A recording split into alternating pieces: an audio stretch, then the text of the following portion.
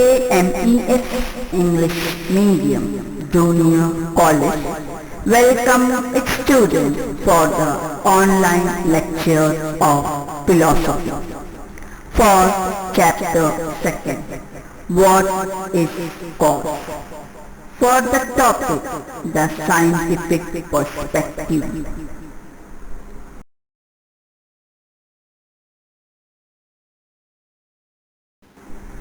Students, in the previous lecture, we have studied about the concept of cause, the notion of cause in Indian philosophy, the notion of cause in Western philosophy.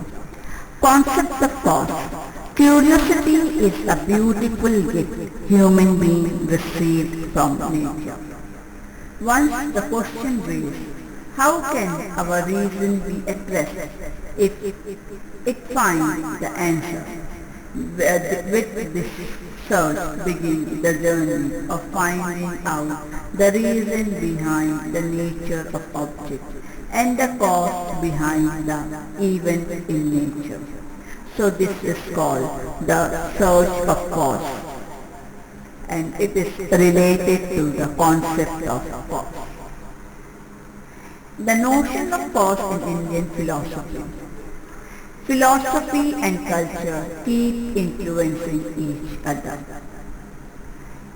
In India, philosophy is related to the issue we face in our actual life.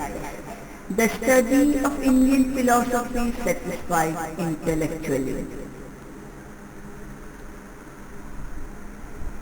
They are basically concerned with life perspective, the goal of human life, which is explained by the concept of Kurukshetra. Indian tradition see material cause and efficient cause as the two main types of causes. The effect or the consequence emerge from the material cause. This creation requires motion, and the motion is known as efficient cause. Coming to the two main theories of causation founded by Indian philosophy is Satyakar-Vada and Asatyakar-Vada. The notion of philosophy in Western philosophy raised questions about reality, and this reality was known as cosmology. According to them, the basic elements of the universe are fundamentally dynamic in nature. They consider items of the four basic elements get motion from two forces, that is, attraction and repulsion. Coming to the next one, a Western philosopher, Aristotle. Aristotle has given the fourfold theories of causation, which classify cause into four types: material cause, formal cause, efficient cause, and final cause. After that comes the modern philosophy. Modern philosophy modern science at the world of giant machines. This perspective believes that events in nature occur mechanically. David Hume, an educator of imperialism, believed that sense experience is a primary source of knowledge. Hume completely rejected the belief that the cause-effect relationship is necessarily related. So this was the thing that we have studied in the previous lecture. Students, in today's lecture, we are going to study about the scientific perspective. We have learned that the cause-effect relationship of various traditions about various thinkers in the history of philosophy. It is worth nothing that all these explanations were fundamentally based on the thought experiment. The journey of philosophy begins with investigation.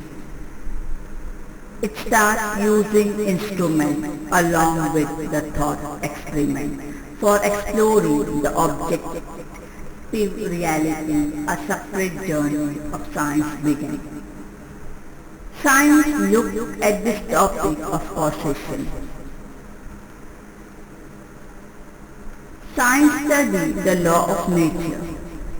These are laws that are universal and valid for all time. How did man come to know all these laws? Human beings used observation and experimentation and understood the pattern in the result that they obtained through these. They found that there was a consistency in the observation made in similar circumstances. That is how a law was comprehended. A law is proved only when there are no observations contrary to it. For example, law of conservation of energy and matter. The important point in this process is that all these things with reference to objective reality. In the context of cause relationship, science can explain why something happened in a particular way only when it falls within the range of scientific law, that is within the range of objective reality. With the help of laws of science, one can explain why one cannot produce a ring from the air or why gold cannot be doubled just by sitting in one place. By the method of science, that is the method of knowing, the objective reality cannot explain everything that falls within the range of subjective and intersubjective reality. For example, many times, things in the field of art or subjective or intersubjective. They cannot be explained with the method of exploring the objective reality. A particular art object may be beautiful for someone and may not be so for someone else. The question whether the art object is actually beautiful or not is relevant in this context. When we look at the happening as an effect, the immediate question that comes to our mind is, what must be its cause?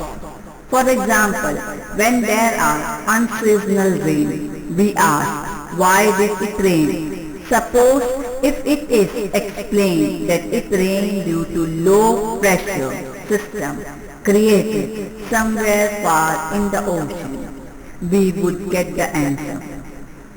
We at least feel we have found the answer, the framework in which the earlier philosopher discussed the issue, whether the effect pre-exists or not in the cause is not applicable to modern science. Modern science uses the terminology of probability while understanding something as the cause. Using the same terminology, it also answers the question whether the sun will rise tomorrow or not, which basically means will the earth rotate or not. Actually, in this particular instance, the probability is so high that instead of probability, it appears to be the matter of certainty. Where there are clouds, but the probability of whether it will rain or not is far less than the probability of sunrise, because there are many other factors that can affect the rainfall. We may ask who made the law of nature. In this regard, science believes that there is an objective evidence to support that someone made them initially. Let's take the example. Imagine that you are walking along the river side. We see the open bank of the river.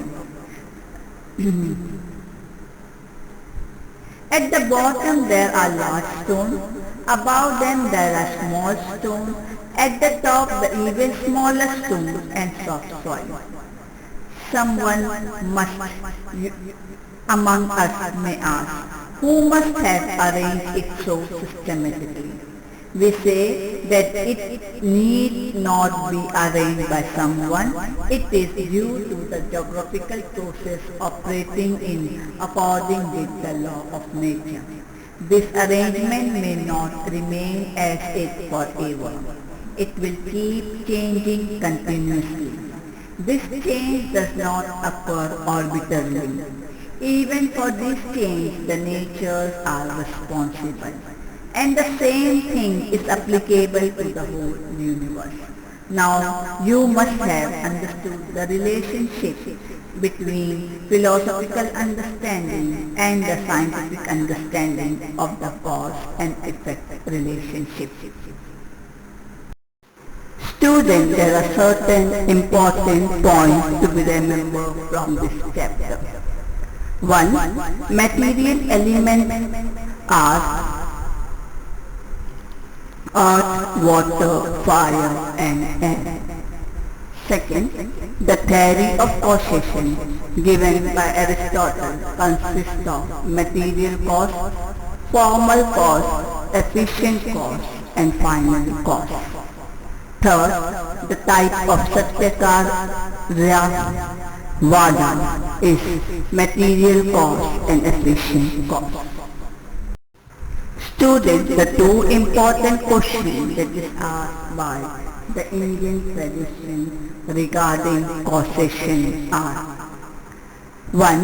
Does the effect exist in the material cause in some or other form prior to the process of change?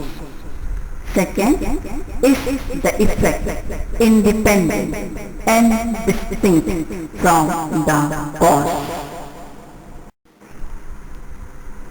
Students, what do you understand by the term Arambha Bhav Vada? Arambha Bhav Vada is the existence of the effect get initiated with the process of creation. Secondly, Aristotle explained the idea of God in terms of unmoved mover. Third, if there was no relationship between potentiality and causality, then any effect can be produced from any material cause. So, these are some of the important points that has to be remembered from this chapter.